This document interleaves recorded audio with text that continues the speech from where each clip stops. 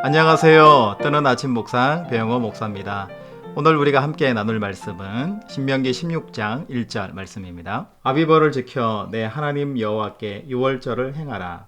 이는 아비벌에 내 하나님 여호와께서 밤에 너를 애굽에서 인도하여 내셨음이라. 아멘. 오늘은 이스라엘의 절기에 대해서 함께 묵상해 보도록 하겠습니다. 여러분, 우리나라에도 큰 절기들이 있잖아요. 추석이라든지 설날이라든지 이런 날들이 있습니다.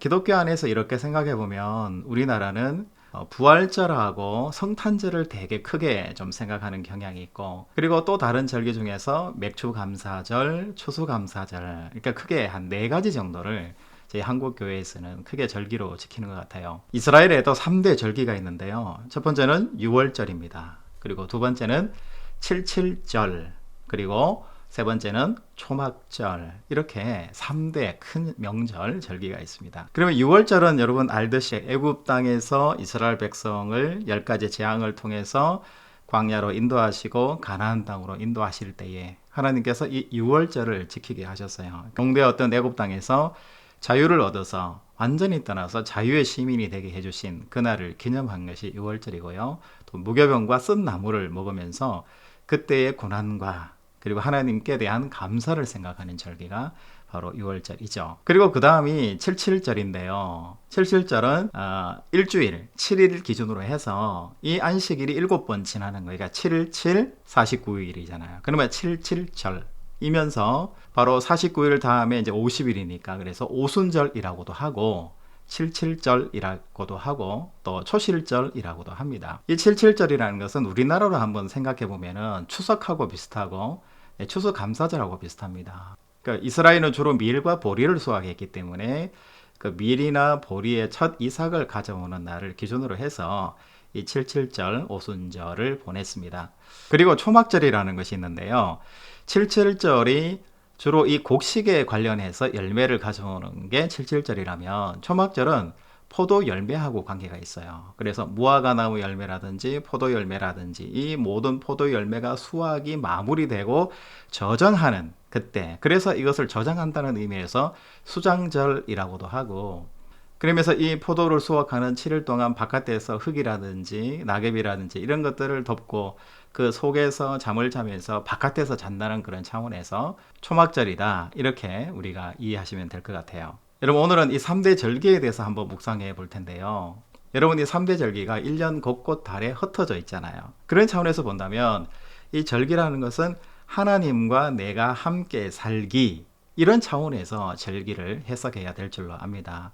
물론 감사에 대한 내용도 있지만 우리 6월절을 한번 바라보면 애굽의 종되었던 땅에서 인도해낸 것에 대한 하나님께 대한 감사, 그리고 내가 어떤 사람이었나, 정말 어렵고 가난한 종 출신밖에 안 됐는데 하나님의 그 은혜를 입어서 내가 새로운 삶을 열게 된 사람이다. 그리고 하나님께 대해서는 감사하는 것이고요. 그리고 사람들에게는 존중을 갖는 그런 절기예요. 사람을 함부로 대해서도 안 되고 함부로 종을 만든다든지 함부로 사람을 구속하는 행위를 해서는 안 되는 그런 절기가 바로 6월절인 거죠. 그러면서 7.7절은 보리나 미를 수확해요. 그러면서 하나님께 물론 감사해야 되는 것도 있겠지만 사람들과 함께 가난하고 어려운 사람들을 불러서 자기 집에서 요리를 해서 함께 나누어 먹고 또 보리와 밀들을 수확한 것을 나누어 주는 그런 절기가 바로 7.7절이었다는 거예요. 초막절도 마찬가지입니다. 초막에서 왜 살겠습니까? 우리가 정말 어려운 지경에 살았던 사람들이기 때문에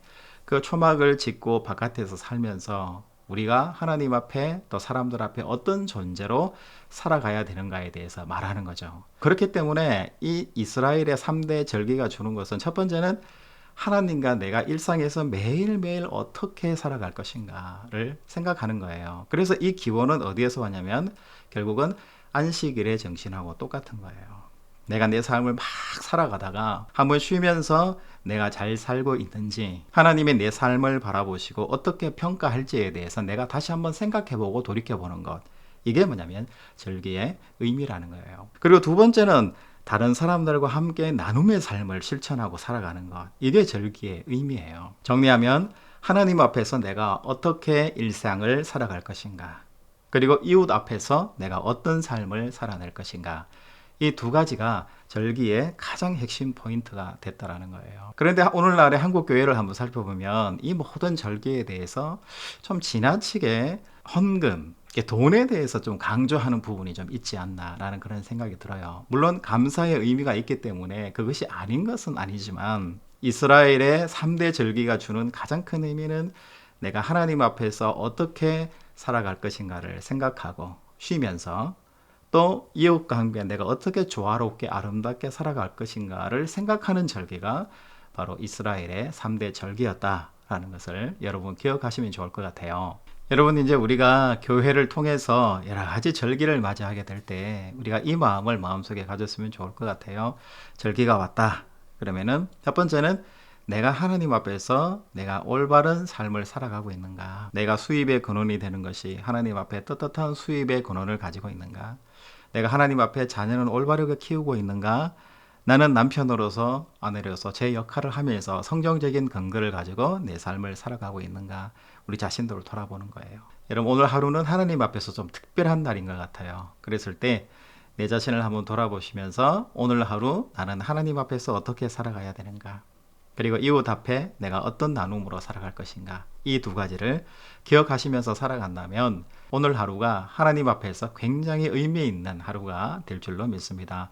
여러분 좋은 금요일입니다. 다음 주에 또 뵙겠습니다. 샬롬.